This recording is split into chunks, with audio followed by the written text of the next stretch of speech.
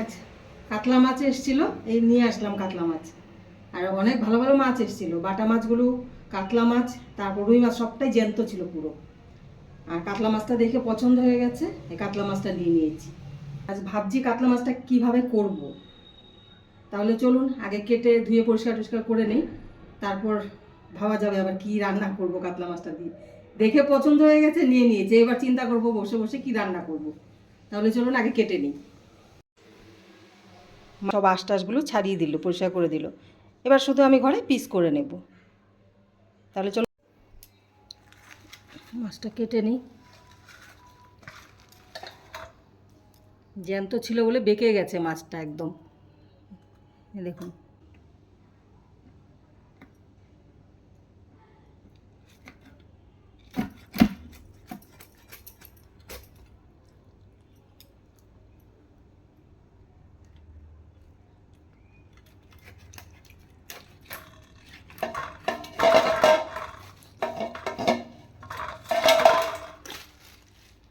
পেরেছি পিস করতে।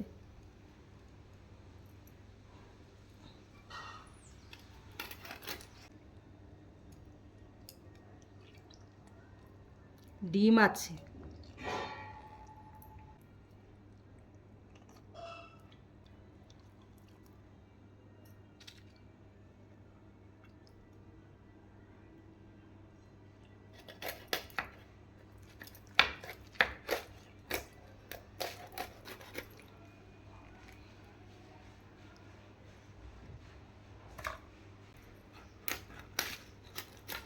আর তাটা বেঁকে গেছে, যার জন্য মাছগুলো বেঁকা হচ্ছে কাটা।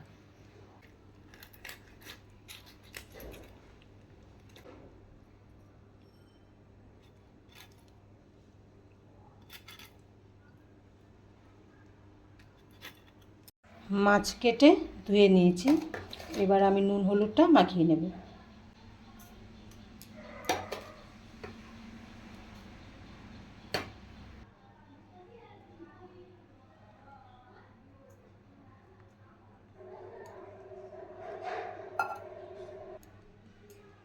এবার একটু সর্ষে তেল দিয়ে দেবো।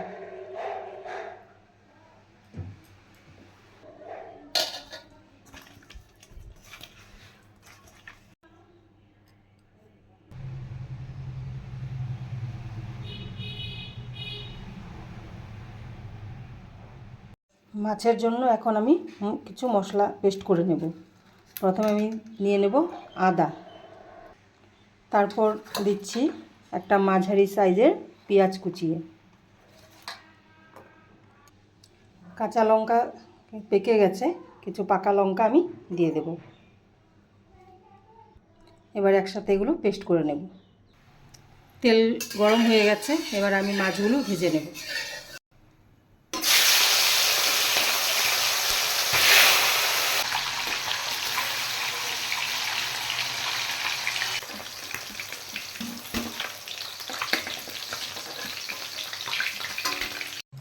মাছ ভেজে তুলে নিয়েছি, এবার আমি দিয়ে দেব গোটা জিরে, আর দিচ্ছি শুকনো লঙ্কা, আর তার সাথে দেব গোটা গরম মশলা, আর সামান্য একটু জয়িত্রী।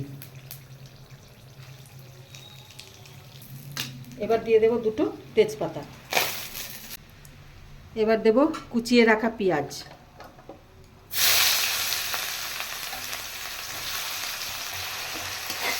পেঁয়াজটা একটু ভালো করে আগে ভেজে নেব।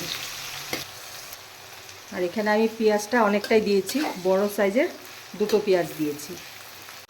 এবার দেব পেস্ট করে রাখা পেঁয়াজ, আদা আর কাঁচা লঙ্কা, কাঁচা পাকা লঙ্কা।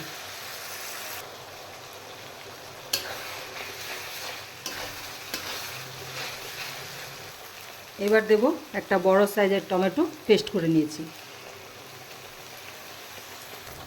এবার পরিমাণ মতো নুন আর হলুদ দিয়ে দেব।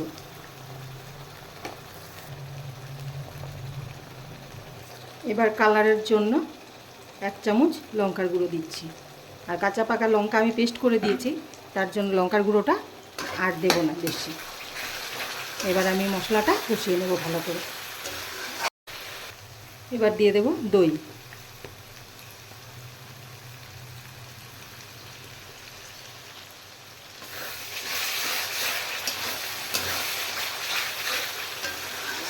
এবার দেবো সামান্য চিনি। চিনিটা একদমই একটু দিয়েছি, কারণ পেঁয়াজ পেস্ট আছে, পেঁয়াজ পেস্টের মিষ্টিটাও উঠবে, তাই আমি চিনিটা একদমই কম দিয়েছি।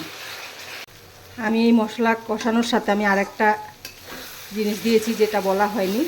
মা এসেছিলো ওপরে, মা এসে বলল যে এখানে 1 কোয়া রসুন পেস্ট করে দিতে, তাহলে নাকি তরকারির টেস্টটা আরও বেশি বাড়বে। তারপর আমি 1 কোয়া রসুন পেস্ট করে দিলাম, আর বড় দেখে 1 কোয়া রসুন পেস্ট করেছি। মশলা ভাজা হয়ে গেছে, এবার আমি দিয়ে দেবো জল।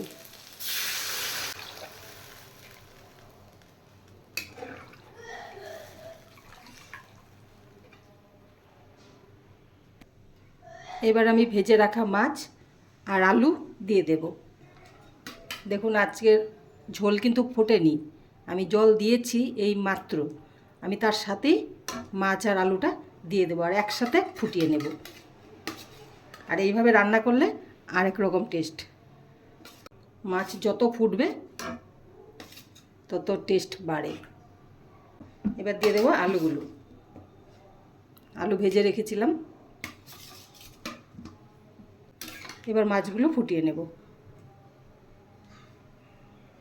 ঝোলটা ফুটে উঠেছে, এবার আমি দিয়ে দেব 1 চামচ জিরের গুঁড়ো।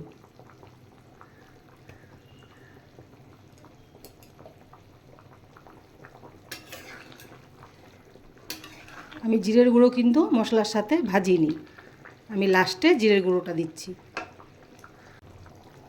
এবার আমি দিয়ে দেব চিড়ে রাখা 2টো কাঁচা লঙ্কা।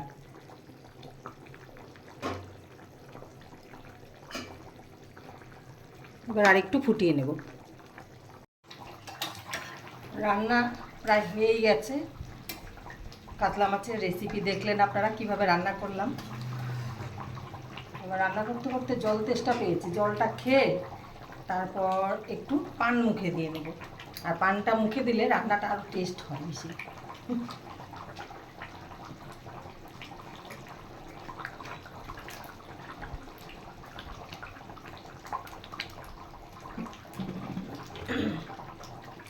এবার খেয়ে নিই একটু পান।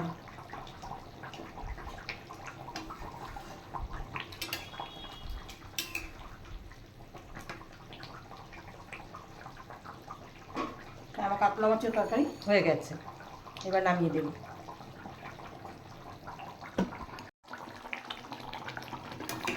দেখুন কালারটাও খুব সুন্দর এসছে।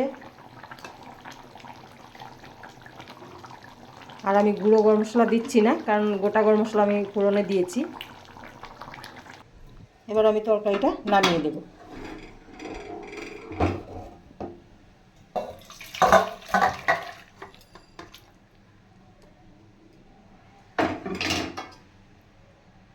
আমার রান্না তো কমপ্লিট, আপনারা দেখেছেন। কাতলা মাছের আজকে নতুন একটি রেসিপি করেছি, আর কিভাবে করেছি দেখেছেন। আমি খেয়েও বলছি খুবই টেস্ট হয়েছে। আপনারা ঠিক এইভাবে রান্না করে একবার খেয়ে দেখবেন, খুবই ভালো লাগবে। আর আজকের আমার এই রেসিপি কেমন লাগলো অবশ্যই কমেন্ট করে জানাবেন। আর ভালো লেগে থাকলে অবশ্যই লাইক, শেয়ার, সাবস্ক্রাইব করবেন। তাহলে দেখা হচ্ছে নেক্সট ভিডিওতে। টাটা।